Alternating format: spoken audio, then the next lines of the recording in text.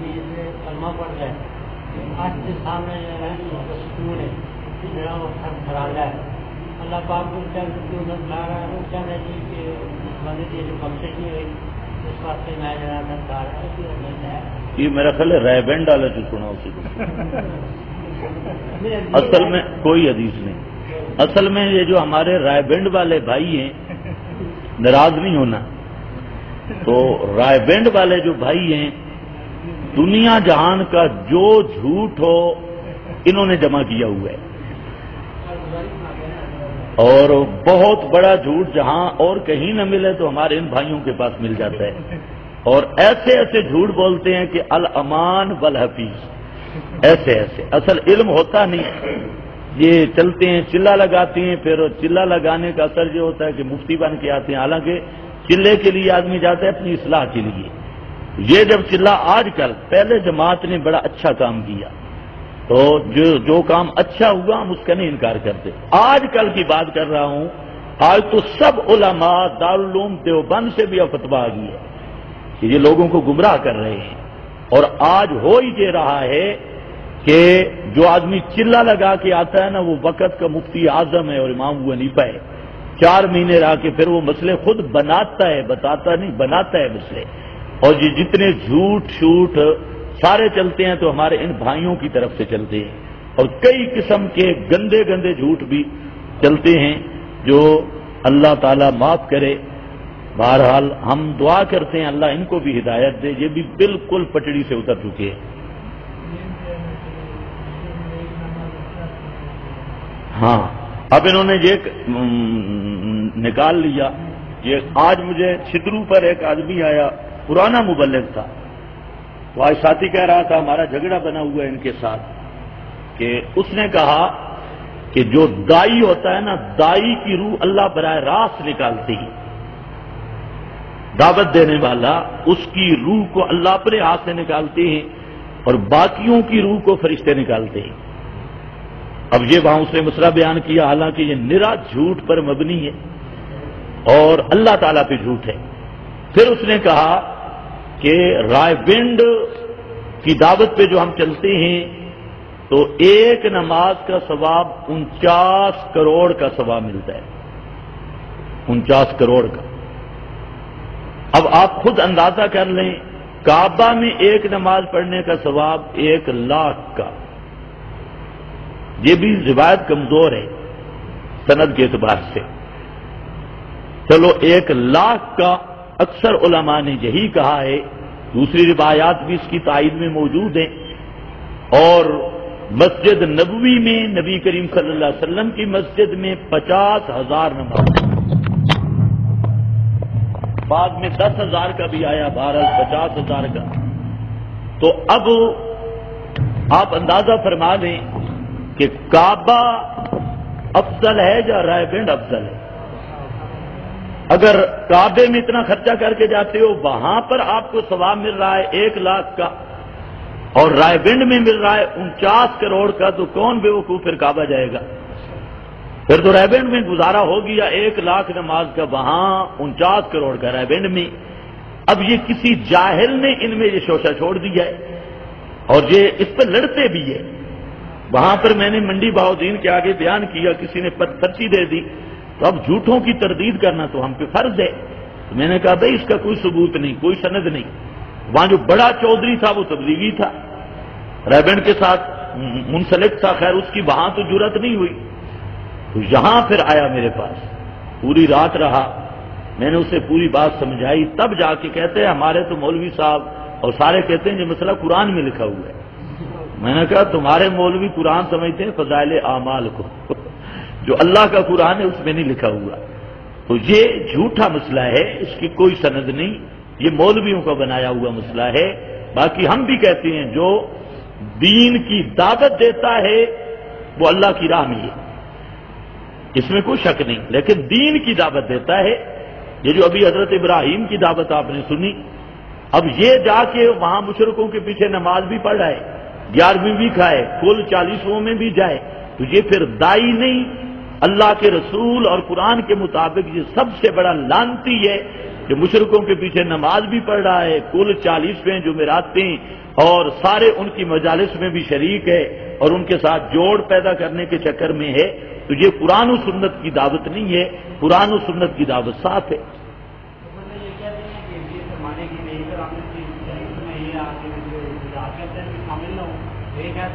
یہ تو بہت اچھا ہے. جو بھی حرام کام کرتا ہے، غلط کر تو تعبیر تو اس کے پاس ہے. مثلا مکہ کا مشرک کپڑے اتار دیتا تھا، تو اب اس سے جب پوچھتے ہیں بھائی تو ننگے طواف کیوں کرتا ہے، تو وہ کہتا ہے ان کپڑوں میں میں نے گناہ کیے. بات تو اس کی بھی معقول ہے. اب اس نے کپڑے اتار دیے. اچھا پھر ان کو ہم جب رسول اللہ صلی اللہ علیہ وسلم فرماتے حضرت ابراہیم، حضرت اسماعیل، لات منات عزا حبل ان کی کیوں پکارے کرتے ہو، تو وہ آگے سے تعویل کرتے یقولون ہؤلاء شفاؤنا عند اللہ. بس یہ تعویل کرتے کہ بس یہ ہماری اللہ تک پہنچا دیں، اللہ سے کام کرا دیں. اصل میرا بھائی مسئلہ یہ ہے کہ کیا رسول اللہ صلی اللہ علیہ وسلم نے ایک دن بھی مشرکین کو قائل کرنے کے لیے ان کے ساتھ ایسا معاملہ کیا؟ پھر اللہ نے آپ صلی اللہ علیہ وسلم کو فرمایا لا تسألوا عن اصحاب الجحیم اور فصدع بما تؤمر. میرا پیغمبر آپ کا کام ہے مسئلہ بیان کرنا. اعرض عن المشرکین، کوئی مانے نہ مانے اس سے آپ کا کوئی تعلق نہیں. اب سوال یہ ہے کہ دعوت رسول کے طریقے پہ کیوں نہیں ہوتی؟ یا تو ثابت کریں کہ نبی کریم صلی اللہ علیہ وسلم ایک دن کے لیے ابو جہل، عتبہ، شیبہ ان کی مذہبی رسومات میں اس لیے شریک ہوئے ہوں تاکہ میری بات سن لیں. تو پہلے اپنا ایمان بچانا ضروری ہے یا دوسروں کا ایمان بنانا؟ پہلے تو اپنا بچانا. تو جب مشرکوں کے پیچھے نمازیں تعویلوں سے پڑھتا ہے اور جائز سمجھتے تو یہ خود بے ایمان ہے. اس کا اپنا ایمان نہیں، یہ دوسروں کو تبلیغ کیا کرے گا؟ بات تو یہ ہے. اس لیے پیغمبر کی دعوت، صحابہ کی دعوت، ائمہ کی دعوت ساتھ ہے. اور یہ بھی میں آپ کو بتاؤں کہ پچھلے جو ہمارے رائے گنج والے بزرگ حضرات تھے ان کی بھی یہ تعلیم نہیں تھی، یہ اب شروع ہوئی ہے. اب تو جناب طارق جمیل صاحب ہیں مذہبی سکالر، تو وہ کبھی شیعوں کے ساتھ بیٹھے ہیں اور کیا کہتے ہیں کہ اصل دین کے وارث روافض ہیں، اور کبھی طاہر القادری کی تعریفیں ہو رہی ہیں، شیخ الاسلام ان کے مدرسے میں جا کے کبھی کسی عرس پہ کھڑے ہیں کہ ہم اسی بابے کی برکت سے آئے ہیں، اور کبھی کچھ کہہ رہا ہے، کبھی یا ایھا النبی ہے غیب بتلانے والے. یہ بریلویوں کے سٹیج پہ ترجمے ہو رہے ہیں. یہ دعوت پیغمبر نے سکھلائی ہے پوری توحید کا بیڑا غرق کر کے. تو پھر ابھی یہ جو جنید جمشید اس کے ساتھ رہا ہے 16-17 سال رہا. اب اس نے جو مرنے سے پہلے چند دن نظمیں پڑھی، اب وہ نظمیں سنیں نرا شرک ہے، غیر اللہ کی پکار ہے، اور رسول اللہ صلی اللہ علیہ وسلم کو غیبانہ پکار رہا ہے. اب کیا فائدہ اس تبلیغ کا، اس دعوت کا کہ 17 سال آدمی ساتھ رہ کے اس کا خدا کی توحید کا عقیدے نہیں بنا، اس کو توحید سمجھ ہی نہیں آئی. اور توحید سمجھ آ نہیں سکتی بغیر قرآن کے. قرآن ہو تو توحید سمجھ آئے گی، ورنہ توحید نہیں سمجھ آتی. تو اس لیے ہم نے آپ ذرا یہ بھی ذہن میں رکھیں، اتنا بڑا مرکز رائے گنج، اتنا بڑا عالمی مرکز ہے. ہمارے دوست کیا کہتے ہیں؟ عالمی مرکز ہے. ہمارا ایک سوال ہے، آپ ان سے پوچھیں کہ اس عالمی مرکز میں عالمی کتاب قرآن کیوں نہیں؟ وہاں پر بھی فضائل اعمال پڑھی جا رہی ہے. چلو تم جاتے ہو دیہاتوں میں ایک بہانہ کرتے ہو سارے مولوی نہیں ہوتے، تو ہم کہتے ہیں جہاں مولوی نہیں تو فضائل اعمال پڑھیں، اور جہاں علماء چل رہے ہیں وہ قرآن کا درس کیوں نہیں دیتے؟ ایک اور اسی طرح رائے گنج میں سارے علماء بیٹھے ہیں تو وہاں قرآن کا ترجمہ کیوں نہیں، قرآن کی تفسیر کیوں نہیں، قرآن کا درس کیوں نہیں؟ آخر کیا وجہ ہے؟ اور آج آپ دیکھ لیں کہ جہاں درس قرآن ہوگا ہمارے رائے گنج والے بھاگ جائیں گے، درس قرآن سے چڑھتے، اور فضائل اعمال کی تعلیم ہو تو سارے بیٹھے ہیں. اس کا یہی غلط نتیجہ نکلا. تو اصل بنیاد ہماری قرآن ہے. باقی ہمارے جو نئے نئے ساتھی جاتے ہیں وہ بیچارے بے قصور ہیں، ان کو پتہ نہیں، صحیح راہ نہیں پتہ. ہمیں اخلاق کے ساتھ ان کی رہنمائی کرنی چاہیے اور انہیں صحیح مسئلہ سمجھانا چاہیے. یہ نہیں کہ پہلے فتویٰ لگا دو کہ وہ ضد میں آ کے مسئلہ تمہارا سنے ہی نہیں. تو مسئلہ کھول کر بیان کرو. اور ساتھ یہ بھی بتاؤ کہ یہ کفر ہے، یہ شرک ہے، یہ غلط راہ ہے، اگر اس راہ پہ مر جائے گا تو جہنم میں جائے گا۔ مسئلہ کھل کے ہونا چاہیے۔ تو اس لیے ان کے لیے بھی دعا کرنی چاہیے۔ ہمارے ریبنڈ والے ساتھی یہ مال بھی اپنا لگاتے ہیں، وقت بھی لگاتے ہیں۔ اب یہ آسان نہیں آج کے دور میں وقت نکالنا، مال خرچ کرنا، گھر سے سال سال کے لیے جاننا، اور جذبہ بھی ان کا اچھا ہوتا ہے، طلب بھی ہوتی ہے کہ لوگ دین کی طرف آئیں۔ یہ ساری چیزوں کے باوجود جو اصل راستہ تھا اس کو چھوڑ بیٹھے۔ اصل دعوت کا راستہ قرآن ہے۔ اللہ نے فرمایا بلغ ما انزل الیک من ربک، میرا پیغمبر اسی قرآن کی دعوت دے۔ اور نبی کریم صلی اللہ علیہ وسلم نے فرمایا خود بلغوا انی ولو آیا، اگر ایک آیت کا بھی تمہیں معنی سمجھ آ گیا تو وہ آیت آگے پہنچاؤ۔ تو اصل یہ کام تھا، ان لوگوں نے بجائے قرآن کے اور چیزوں میں پڑ گئے اور پھر قرآن کے ساتھ دشمنی شروع کر دی۔ جہاد، قرآن، کعبہ، ان تین چیزوں کے ساتھ ان کا مقابلہ شروع ہو گیا۔ جی کرو۔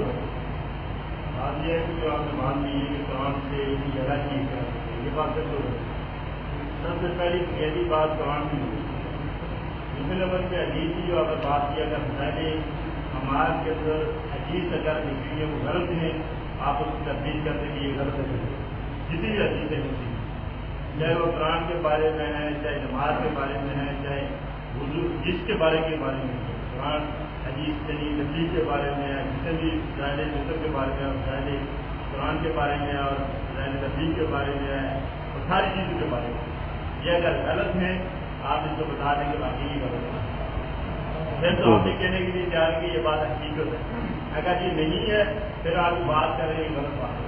بہت اچھا۔ پہلی بات تو یہ ہے کہ آپ اب بات سن لیں۔ اب جو آپ کو کہا گیا کہ 50 کروڑ نمازوں کا ثواب، یہ جو جس نے بات کی ہے کہ رائے گئی کی ضرورت ہے، یہ بات غلط ہے۔ یہ اللہ کے راستے میں نکل کے اللہ کے راستے میں جو نکلتا ہے 50 کروڑ نمازوں کا ثواب اس کو ملتا ہے۔ دلیل اس پر دلیل۔ یہ بات کسی نے اب میری بات سنو، آپ میری بات سنو۔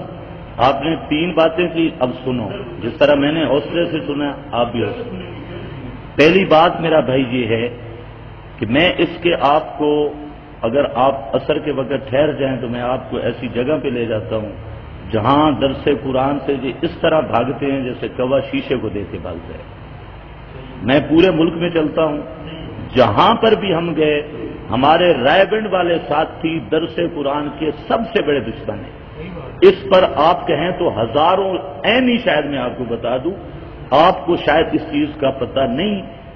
اس کا تعلق اب دیکھیں میں ایک بات بیان کر رہا ہوں، ایک ہے کہ میں آپ کو اس پہ شہادت پیش کر دوں، گواہ پیش کر دوں، میں خود درس قرآن دیتا ہوں، اور کئی مقام ایسے ہیں جہاں پر میں آپ کو لے جا کے دکھا سکتا ہوں کہ ادھر درس قرآن ہوتا ہے، سامنے فضائل اعمال پڑھتے ہیں مقابلے۔ میاں بالی میں آپ کو بتاتا ہوں، آپ چلے جائیں میاں بالی مسجد سلطان علی میانہ محلہ میں، یہ سال تک ہوتا رہا کہ ادھر درس قرآن اور سامنے تبلیغی بیٹھے ہیں فضائل اعمال پڑھتے ہیں۔ اسی طریقہ سے یہ ترنور توحید و سنت یہاں درس قرآن میں نے دیا، اور جو ہی قرآن کھلتا تبلیغی بھاگ گیا، ریبنڈی بھاگ گئے، اور فضائل اعمال کھلی تو بیٹھ گئے۔ یہ جامعہ نعمانیہ، اس میں جہاں کچھ ساتھی موجود ہوں گے درس میں، اچھا وہاں سے اسی طرح یہ بٹھانا ہے۔ یہاں پر ہمارے حاجی صاحب ہیں، بڑے اچھے ہیں، تبلیغیوں کو بھی بڑا اچھا سمجھتے ہیں، حاجی افتخار صاحب ہیں، تو تبلیغیوں کے ساتھ ان کا بڑا تعلق ہے۔ آپ ان سے جا کے پوچھیں، جب بھی کوئی مولوی جہاں درس قرآن دیتا ہے سب سے بڑے مخالف یہ ہوتے ہیں، وہاں سے بھاگتے ہیں۔ ایک تو یہ شان۔ دوسرا میرا بھائی، آپ نے فضائل اعمال کی بات کی۔ فضائل اعمال میں بہت ساری چیزیں ایسی ہیں جو بالکل غلط ہیں، یا حوصلے سے سننا۔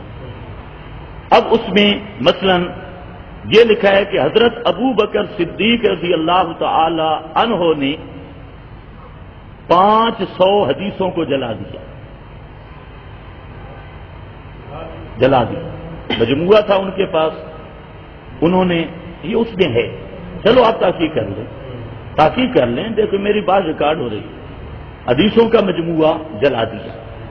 اب آپ خود فرمائیں کہ رسول اللہ صلی اللہ علیہ وسلم کا صحابی ابو بکر صدیق، ان کے پاس جو حدیثیں تھیں وہ صحیح تھیں یا ضعیف تھیں؟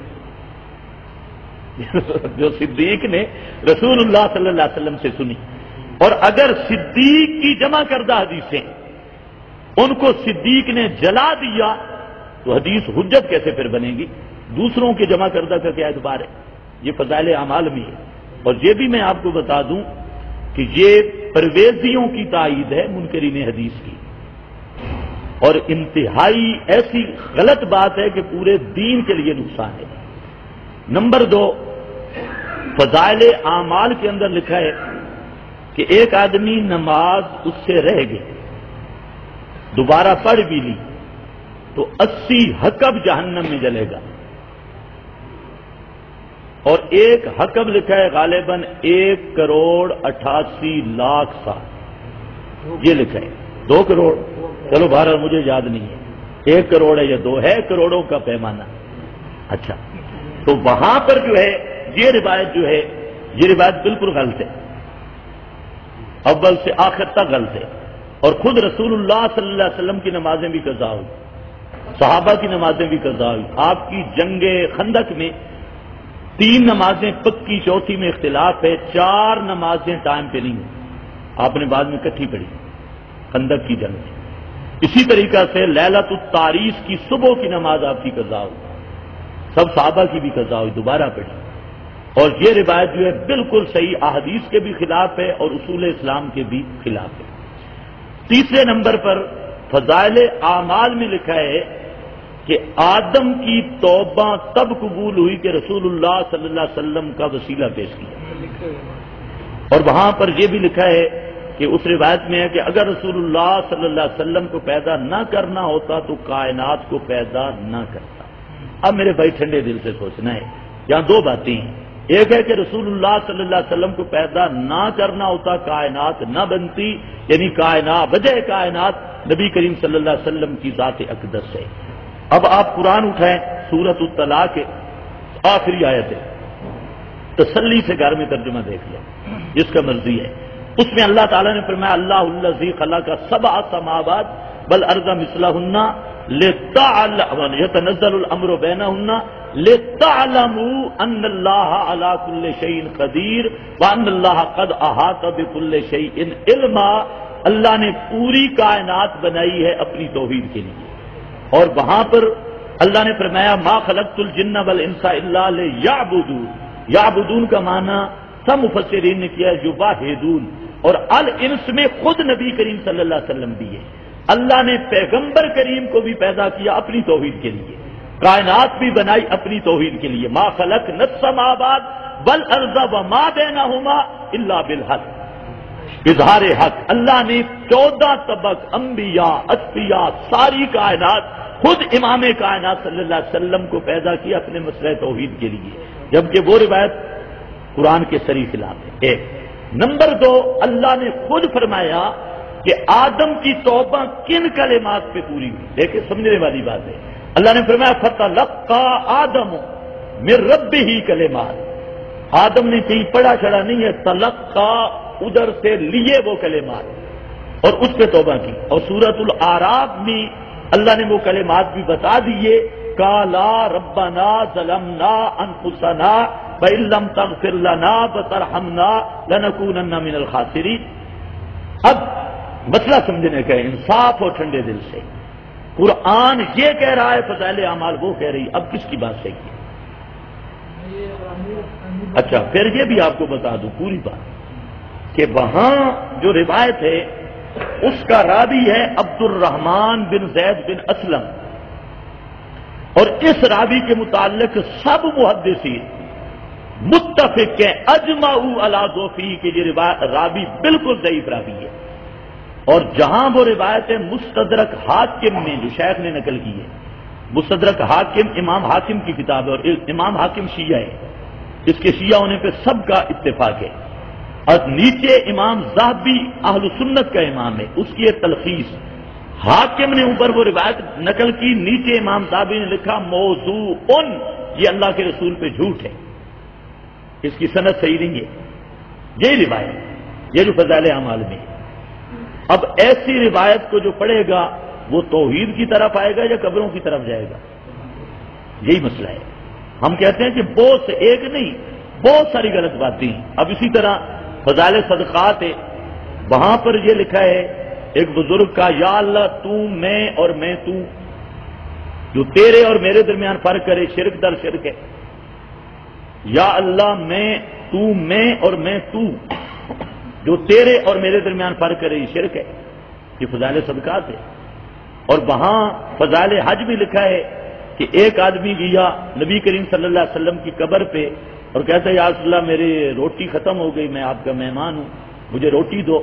تو خواب میں نبی کریم صلی اللہ علیہ وسلم کی زیارت ہوئی، 2 چپاتیاں ملی، ایک اس نے خواب میں کھا لی اور اٹھا تو دوسری ساتھ پڑی تھی۔ ایک آدمی کے کرایہ ختم ہو گیا، نبی کریم صلی اللہ علیہ وسلم کی قبر مبارک سے اس نے آ کر کرایہ مانگا تو آپ نے اس کو اشرفیاں دے دی، فلاں دے دیا۔ اب میرا بھائی، اچھا پھر فلانا جامی آیا، رومی آیا، اس نے آ کر سلام کیا، نبی کریم صلی اللہ علیہ وسلم نے ہاتھ مبارک باہر نکالا مصافحہ کرنے کے لیے، مصافحہ کرنے کے لیے اس رومی جامی کے لیے ہاتھ باہر نکلا۔ 90,000 آدمی نے دیکھا، جھوٹ کے بھی کوئی پاؤں ہوتے ہیں، اس وقت مسجد نبوی میں 90,000 آتے ہی کوئی نہیں تھا، پھر کون پٹواری تھا گرنے والا؟ ایک۔ پھر آپ صلی اللہ علیہ وسلم کا ہاتھ اپنی بیٹی کے لیے نہیں نکلا، ابو بکر عمر عثمان کے لیے نہیں نکلا، علی حسن حسین کے لیے نہیں نکلا، اور اسی طرح ائمہ تابعین کسی کے لیے نہیں نکلا، اور وہ جامی صوفی اور رومی کے لیے ہاتھ نکلا، اور 90,000 نے وہاں پر زیارت کی۔ اور سوال ہے پھر وہ صحابہ بنے یا نہیں؟ تو ایسی باتیں جب آدمی پڑھے گا، ان پہ ایمان ہوگا تو میرا خیال ہے کوئی بھی توحید کی طرف نہیں آ سکتا۔ پھر تو ٹھیک ہے نا، پھر تو ادھر بابا لال بھی ہاتھ نکالتا ہے، فلانا بھی ہاتھ نکالتا ہے، سارے قبروں والے آتے ہیں مدد کرتے ہیں، تو یہ میرا بھائی توحید کی تبلیغ تو نہیں ہو سکتی ان عبارات سے۔ یہ تو میں نے آپ کو نمونے کے طور پہ بتایا۔ پھر اس میں یہ ایسی عبارتیں ہیں کہ صحابہ نمازیں جو پڑھتے تھے، فلانے بزرگ نماز پڑھ رہا تھا، آگ لگ گئی، اسے پتہ ہی نہیں چلا، ایسا مستغرق تھا۔ فلانے نے کہا کہ نماز کے اندر تیر نکالنا ہے، میرا تیر پہ وسط ہو، یہ تو آپ نے پڑھا ہوگا، تیر پہ وسط ہو گیا، تیر نکالا گیا۔ تو نماز کے بعد انہوں نے پوچھا، وہ کہتا ہے کہ مجھے تو پتہ ہی نہیں چلا، تم نے نکال لیا۔ تو وہ نماز میں کہیں اور ہوتے تھے۔ آپ ذرا بتائیں رسول اللہ کی نماز کامل ہے یا بعد والوں کی کامل ہے؟ بخاری مسلم کی بے شمار احادیث موجود ہیں، نبی کریم صلی اللہ علیہ وسلم خود فرماتے ہیں کہ میں نماز لمبا کرنا چاہتا ہوں لیکن بچوں کے رونے کی آواز آتی ہے تو میں وہ سن کر نماز مختصر کر دیتا ہوں تاکہ اس کی ماں فتنے میں نہ پڑے۔ اب سوال یہ رسول کی نماز ہے۔ جی بالکل، جو صحابہ کرام رضی اللہ عنہ جو چیز لکھی ہوئی ہے اس کے اندر کے کیسے چیز نکالتے تھے یا ایسی بات ہے، وہ ایسے تھا کہ یہ نہیں ہے کہ جو نماز کے دوران ابھی ایسے کر رہا ہے بنا، کبھی ایسے کر رہا ہے، کبھی کیا کر رہا ہے، کبھی کیا کر رہا ہے، یعنی کہ اس کا مطلب یہ ہے کہ جب وہ صحابہ کھڑے ہوتے تھے اگر کوئی چیز نکالنا پڑتی تو ان کو پتہ بھی نہیں چلتا کہ کیا یہ چیز نکالی گئی ہے یا نہیں نکالی گئی۔ کیسے پتہ نہیں چلتا؟ مثلا رسول اللہ کو پتہ چل رہا ہے، نہیں آپ صلی اللہ علیہ وسلم کے یہ تو ایسے اللہ کے ساتھ دھیان ایسی نماز میرا بھائی نبی پاک دیکھیں، اب میں سمجھ گیا، نماز پڑھ رہا ہے خون کے ساتھ، بہت اچھا، خون کے ساتھ بہت نماز اچھا، پڑھ رہا ہے، ایک بندہ جو ہے نا جلدی جلدی نماز پڑھتا ہے، وہ تو الگ مسئلہ ہے۔ میرا سوال سمجھے، میرا سوال دیکھیں، آپ بھی بولتے رہے میں بھی بولتا رہوں، مسئلہ حل نہیں ہوگا۔ میں آپ والی بات کروں گا جو آپ کہہ رہے ہیں، انشاءاللہ آپ کے دل کی ترجمانی ہوگی۔ میرا سوال یہ ہے کہ تیر نکالا گیا اور تیر نکالنے کا درد ہوتا ہے کہ نہیں؟ ان کو پتہ ہی نہیں چلا، یعنی نماز اس طرح ہوتی کہ وہ دنیا سے اس طرح غافل ہو جاتے تھے اور مستغرق ہوتے تھے کہ ان کو تیر نکالنے کا بھی پتہ چلتا نہیں تھا۔ یہ کہنا چاہتے ہیں نا بزرگ؟ یہی میں کہہ رہا ہوں کہ رسول اللہ صلی اللہ علیہ وسلم کی نماز تو ایسی نہیں تھی، آپ نماز کے اندر باہر بچے رونے کی آواز بھی سن لیتے تھے، تو ان لوگوں کی نماز آپ سے کامل ہو گئی۔ اچھا پھر سارے صحابہ موجود ہیں. آخری نماز ہے نبی کریم صلی اللہ علیہ وسلم کی زندگی کی. آپ تشریف لے آئے, آپ مسجد نبوی میں تشریف لے گئے ہوں گے مدینہ منورہ میں. آپ حجرہ مبارک سے تشریف لے آنے لگے اور وہاں جو ممبر ہے وہ آپ نے دیکھا ہوگا, وہاں ابو بکر صدیق نماز پڑھا رہے تھے. اب مسئلہ یہ ہے کہ سب صحابہ نے آپ کو دیکھا ہے, آتے ہوئے دیکھا ہے. پھر ابو بکر صدیق پیچھے ہٹے. آپ نے فرمایا مکانک. اگر نماز میں صحابہ اس طرح بے ہوش ہوتے تھے کہ دنیا کا پتہ ہی نہیں تھا, اس طرح حال تھا, نہ تیروں کا پتہ نہ دردوں کا پتہ, تو سب صحابہ نے نبی کریم علیہ السلام کو آتے ہوئے بھی دیکھا, ابو بکر صدیق پیچھے بھی ہٹائے, اور صحابہ کرام نے آواز بھی دی نبی کریم صلی اللہ علیہ وسلم کو. اور یہ صحیح حدیثوں سے ثابت ہے, اور جو وہ گپے ہیں اس کی کوئی سند نہیں ہے, ایسا گپوٹیشن لکھا ہوا ہے. اب صحیح احادیث کو چھوڑ کر گپوٹیشن کے پیچھے جن کی سند ہی نہیں, ان کے پیچھے لگ کے ہم اپنا ایمان کیسے خراب کریں.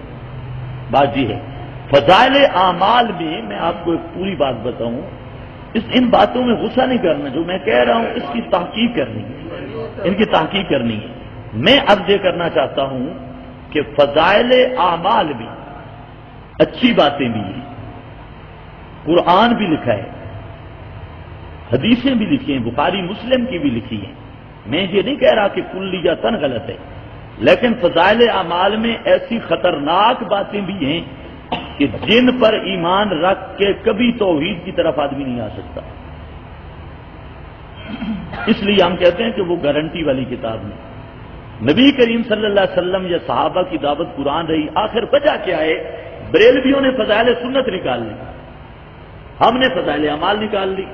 وہ دعوت اس کی طرف دیتے ہیں, ہم دعوت اس کی طرف دیتے ہیں, شیعوں نے اور نکال لی. تو اب فیصلہ کیسے ہوگا حق باطل کا؟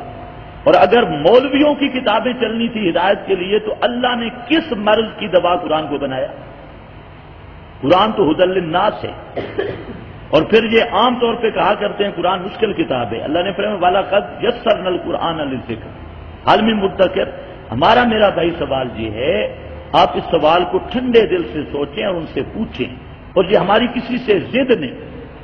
یہ بات ذہن میں رکھیں. میں خود جماعت کے ساتھ میرا ٹائم لگا ہے, یہ نہیں کہ میں باروں بار, میں اندر سے آیا ہوں, اور جماعت کے ساتھ جتنا میں رہا ہوں شاید یہ مولوی نہیں رہے اور مخلص بن کے رہے, لیکن اندر کی جو خرابیاں ہیں, اب یہ میں نہیں کہہ رہا. مفتی عیسیٰ صاحب نے کتاب لکھی ہے, آپ نے دیکھی ہوگی, کراچی کے سب علماء نے اس کی تصدیق کی ہے, بڑے بڑے مفتیان نے. وہ میرے پاس ادھر کتاب موجود ہے کلمۃ الحادی, وہ میں آپ کو دکھا دیتا ہوں. یہ شیخ موسیٰ صاحب بہت بڑے مفتی ہیں, اور ہیں بھی وہ دوسرے گروہ کے جو دیوبندی اپنے آپ کو حیاتی کہلواتی ہیں, اس گروہ کے ساتھ ان کا تعلق ہے. انہوں نے تو یہاں تک لکھا ہے کہ یہ دجال کا لشکر ہے اور ان سے بچ کے رہنا فرض ہے, اور یہ کتاب لکھوانے والے مولانا سرفراز خان صفدر ہے.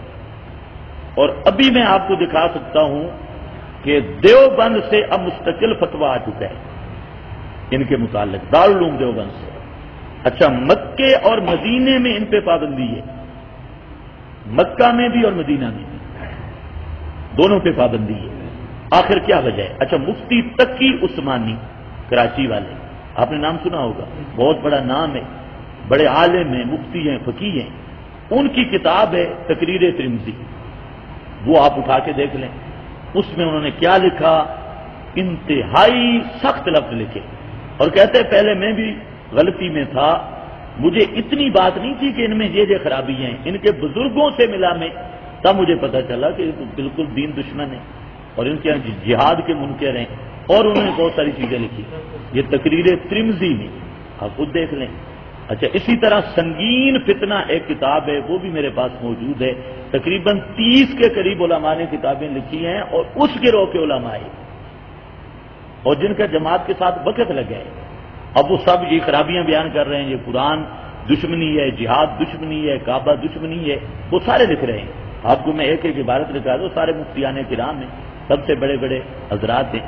تو میرا بھائی ایک چیز ہے کہ اب دن نہیں, اب ایک آدمی کھڑا ہو جائے کہ اب رات کے 12 بجے اب کا دن کہنا صحیح نہیں, اس کا تو کوئی علاج نہیں. ایک یہ ہے کہ آدمی چل پھر کر ٹھنڈے دل سے ان چیزوں کو سوچے کہ یہ خرابیاں آخر کیوں پیدا کی گئی.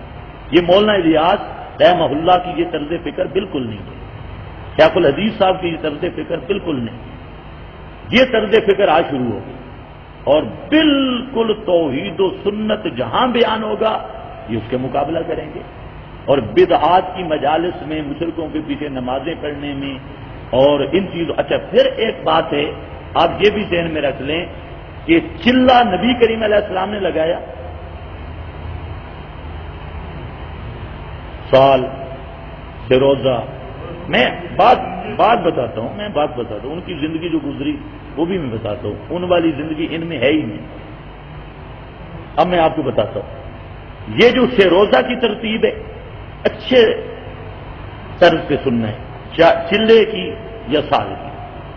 یہ ترتیب حضرت مولانا الیاس صاحب رحمہ اللہ نے شروع کی ہے. مولانا الیاس صاحب رحمہ اللہ سے پہلے یہ ترتیب امت مسلمہ میں نہیں. یہ بات ذہن میں رکھیں. اب ایک ہے کہ اس کو مصلحت مرسلہ سمجھ کے کرنا یہ جائز ہے. اس کو مقصود نہ بنایا جائے. للدین ہو فی دین کا درجہ نہ دیا جائے یہ جائز ہے. لیکن اب جو اپنی طرف سے پابندیاں لگ گئی ہیں سے روزہ چلہ سال اس کو اس طرز پہ بیان کیا گیا کہ عام آدمی یہ سمجھتا ہے کہ صحابہ اور نبی کریم صلی اللہ علیہ وسلم بھی یوں کرتے تھے. چلے 40 میں یہ سال آپ کی زندگی یہی تھی. عام لوگ یہی سمجھتے ہیں اور میں آپ کو کئی ایسے ملا دوں گا. اگر میں آپ نے تو شکر ہے کہہ دیا کہ چلہ نہیں لگایا. ان کے سامنے اگر میں کہوں نا کہ آپ نے ایک چلہ بھی نہیں لگایا روزہ بھی نہیں لگا تو وہ گلے پڑ جاتی ہیں. یعنی ترتیب یہ بنا دی گئی کہ رسول اللہ صلی اللہ علیہ وسلم کی چلے سال سے روزے یہی ترتیب تھی. حالانکہ یہ جھوٹ ہے. یہ ترتیب نہیں. پھر اس کے اندر کی جو قیودات ہیں چلے میں گھر واپس نہیں آنا جو بھی ہو جائے چلہ ٹوٹ جائے گا. 4 مہینے میں گھر واپس نہیں آنا چاہے ادھر سے 4 مہینے ٹوٹ جائیں گے. اس کے بدعت ہونے میں شک کی نہیں. انہوں نے اپنی طرف سے ایک ترتیب التزام اگر ویسے چلہ لگاتے لیکن اپنی طرف سے پابندیاں نہ لگاتے. جب انہوں نے پابندیوں کو مقصود سمجھ لیا ہے اور اس سے چلہ ٹوٹ رہا ہے سے روزہ ٹوٹ رہا ہے اور پھر اس کے مخصوص فضائل جھوٹے شروع کر دیے تو یہ جو ترتیب ہے اس کے گمراہی ہونے میں کوئی شک نہیں. یہ بات بھی سمجھنے والی ہے. پھر رائے بند کی دعا کو انہوں نے اتنی اہمیت دی. جہاں سے لوگ جاتے ہیں رائے بند صرف دعا کے لیے. جہاں سے لوگ جاتے ہیں اسپیشل دعا میں شریک ہونے کے لیے. یہ التزام تو پیغمبر کی زندگی میں نبی کی دعا کو بھی نہیں رہا, کسی صحابی کی دعا کو بھی نہیں رہا. جو آج حاجی صاحب کی دعا کو یہ اہتمام حاصل ہوا تو یہ بھی دین میں بگاڑ ہے, خرابی ہے. تو اس لیے اور بہت سارے ایسے مسائل ہیں جس کو اگر آپ تشریف لے آئیں تو انشاءاللہ میں آپ کو ایک ایک چیز دکھا کے بیان کروں. ہاں رسول اللہ صلی اللہ علیہ وسلم کی جو زندگی تھی آپ ذرا خیال کرنا, آپ نے مکہ میں 10 سال گزارے اور 10 سال میں 73 کے قریب غزوات ہوئے. 73 کے قریب. آپ کی تشکیل کیا تھی؟ جہاد کی تشکیل. مدینہ منورہ میں. مکہ میں 13 سال, مدینہ میں بھول گئی. مدینہ میں 10 سال اور 10 سال میں 73 غزوات ہوئے.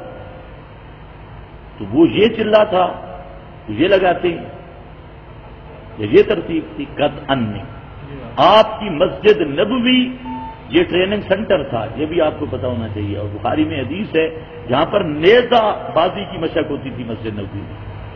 مسجد کے اندر آپ کی پوری زندگی جہاد پہ مبنی زندگی ہے.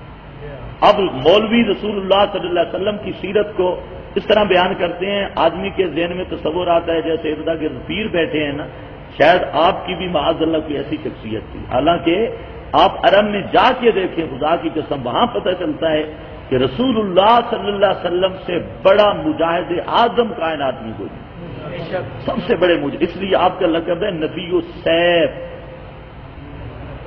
نبی السیف تلوار والا نبی, نبی السیف. اس لیے آپ کی پوری زندگی جہاد سے عبارت ہے, مشقتوں سے عبارت ہے اور قتال فی سبیل اللہ سے عبارت ہے.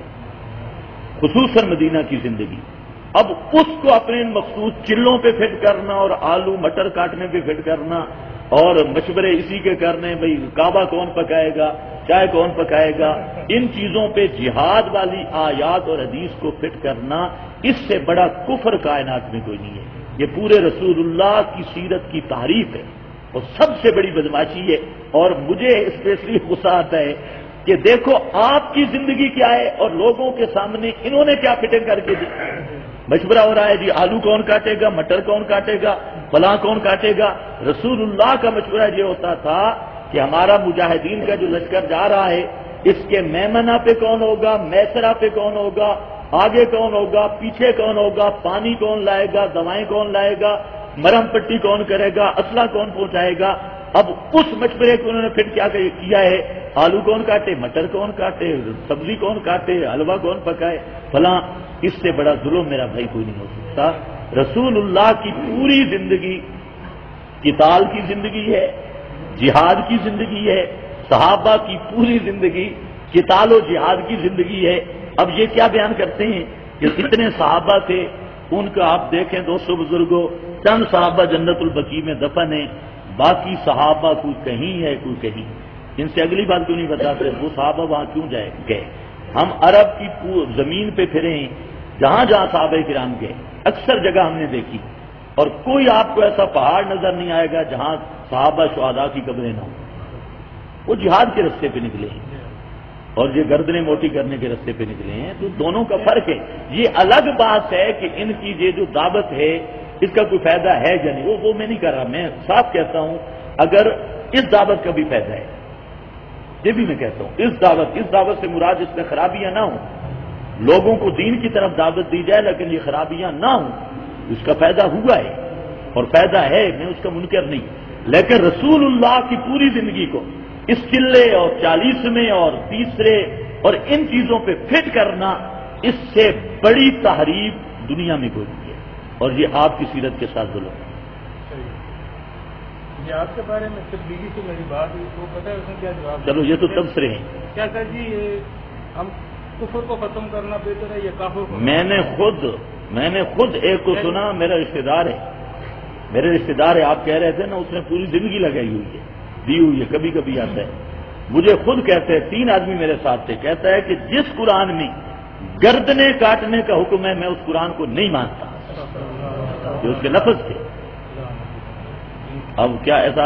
اچھا مولانا ضرب علی خان صاحب ہیں کراچی والے، بڑے مفتی ہیں، کراچی کے سب مفتیوں سے بڑے وہ ہیں عمر میں بھی اور ہر لحاظ سے۔ مفتی ضرب علی خان کا ایک بیان ہے اس سنگین فتنہ نامی اس فیس پہ، وہ آپ ذرا سن لیں، ہاں وہ ان کو ذرا سنائیں۔ تو اصل مصیبت یہ ہے کہ ہم اگر کوئی ان کی خرابی اصلاح کی نیت سے بیان کرتے ہیں یہ گلے پڑتے ہیں، حالانکہ ہمارے اندر جو خامی ہے بیان آپ نے دیکھو، آپ نے 3-4 باتیں کی، مجھے کوئی غصہ نہیں آیا، کسی اور مولوی کے سامنے کرتا تو شاید وہ غصہ کرتا، لیکن ہمیں خوشی ہوئی ہے کہ آپ نے جو آپ کے دل کے اندر کی بات ہے آپ نے کر دی ہے، اس طرح ہم تو خوش ہوتے ہیں کیونکہ مقصد اصلاح ہے نہ کہ فساد ہے۔ ایک بات لوگوں سے سنی ہے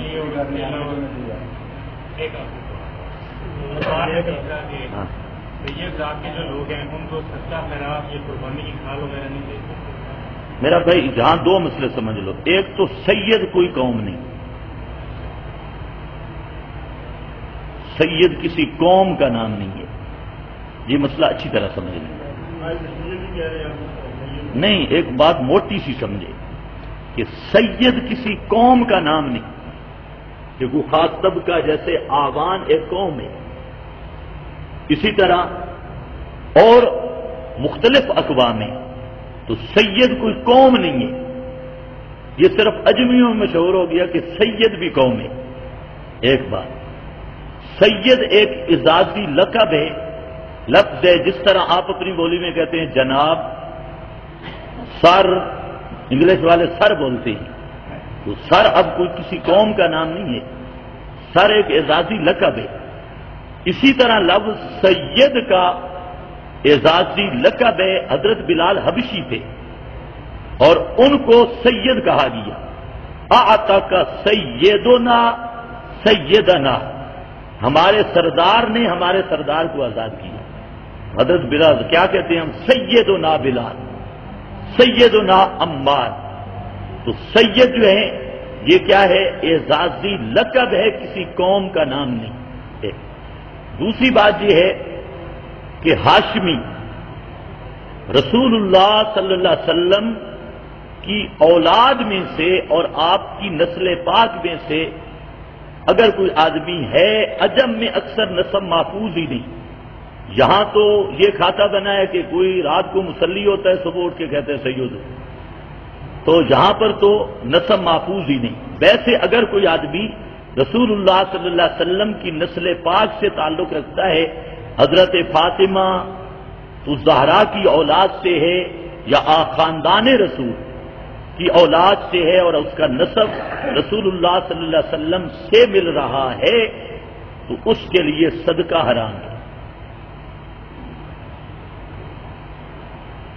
یہ بات صحیح ہے۔ زکوٰۃ بھی، صدقہ بھی، صدقہ بھی نہیں کھا سکتا، زکوٰۃ بھی نہیں کھا سکتا، یہ بات صحیح ہے۔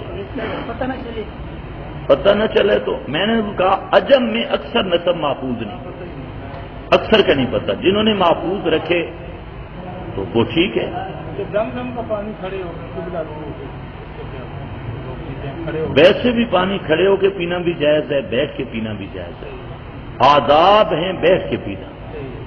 اگر کوئی کبھی کھڑے ہو کے بھی پی لے تو اس میں شرم کوئی گناہ نہیں ہے۔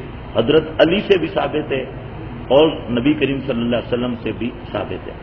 جہاں تک آب زمزم کا مسئلہ ہے، کھڑے ہو کے یا بیٹھ کے یہ کوئی فرق نہیں ہے۔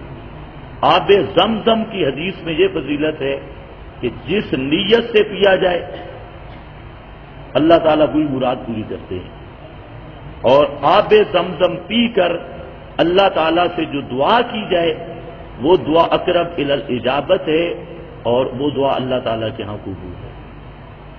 اور تیسرا یہ ہے کہ زمزم کو اللہ نے ہر بیماری کے لیے شفا بنایا ہے۔ یہ تین چیزیں زمزم کی فضیلت میں ثابت ہیں۔ باقی بعض لوگ کھڑے ہو جاتے ہیں، کوئی بیٹھ جاتا ہے، کوئی قبلہ رو ہوتا ہے، یہ ان کی اپنی بنائی ہوئی تعظیم ہے۔ بیٹھے ہوتے ہیں تو کھڑے ہو گئے، ہاں یہ تو ان کی اپنی تعظیم ہے۔ باخر دعوانا